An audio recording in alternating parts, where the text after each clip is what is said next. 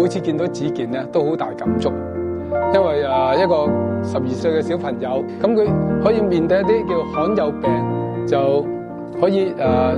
由好健全嘅小朋友識行識走，慢慢肌肉萎縮，去到要坐輪椅，即係呢種體驗咧，我講大人都未必承受得到。咁我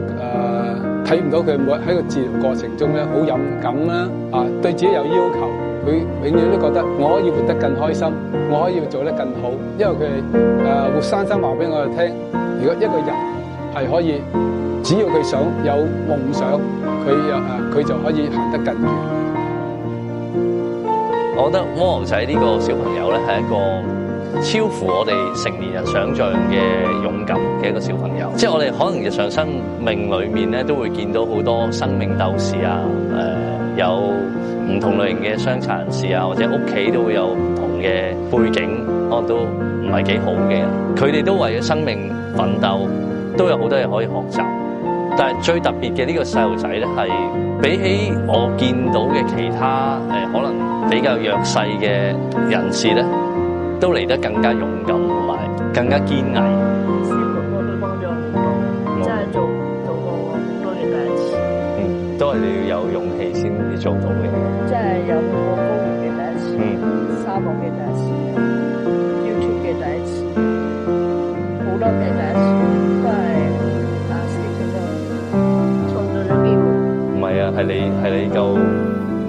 你夠瘋狂。我同佢去過世界上好多好極端嘅地方，有好多好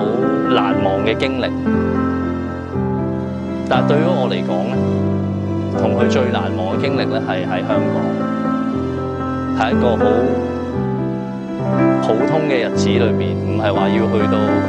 上高山落海飛上天空，令我喺佢身上學習到最多嘅，反而係佢日常嘅生活，佢面對緊或者面對過嘅一啲艱難，而係我哋成年人或者我哋所謂健全人士係永遠都唔會想像到。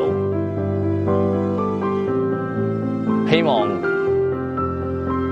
佢嘅勇敢去換嚟